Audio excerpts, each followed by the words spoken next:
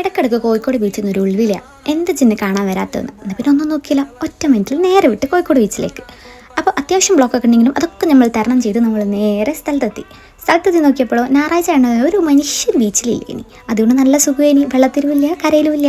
അപ്പോൾ നമ്മൾ എത്തിയ നേരം തന്നെ നേരെ പോയി അറ്റാക്ക് തുടങ്ങി. നമ്മളെ മെയിൻ അറ്റാക്ക് ഫുഡാണല്ലോ.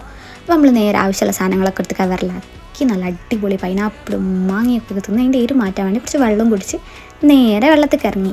അങ്ങനെ വീഡിയോ എടുക്കണം ഇങ്ങനെ വീഡിയോ എടുക്കണം എന്നുള്ള ചിന്തയിലൊക്കെയാണ് പോയതെന്നുണ്ടെങ്കിലും ആൾക്കാർ അവിടെ തീരെ ഇല്ലാത്തത് കൊണ്ട് വീഡിയോ എടുക്കാനൊന്നും കഴിഞ്ഞില്ല. അതുകൊണ്ട് പിന്നെ കുറച്ച് കാൽക്ക് വെള്ളം വരുന്ന സാധനമൊക്കെ എടുത്തിട്ട് ഞാൻ നേരെ പോയി ഇന്ന് കടലൊക്കെ തിന്നതിന് ശേഷം പിന്നെ കുറച്ച് നേരം തിരമാല വരുന്നത് നോക്കി നിന്നതിൻ്റെ ശേഷം ഒരു വീഡിയോ എടുത്ത് നമ്മൾ നേരെ അടുത്ത അറ്റാക്കിലേക്ക് തുടങ്ങി. ഐസ്ക്രീം അപ്പം ഞാൻ വാങ്ങിയിട്ടുള്ളത് ഒരു ചോക്കോബാറും ഒരു ചോക്ലേറ്റ് കോൺ ഐസ്ക്രീമുമാണ്. നല്ല ടേസ്റ്റുള്ളൊരു ചോക്ലേറ്റ് കോൺ ഐസ്ക്രീം.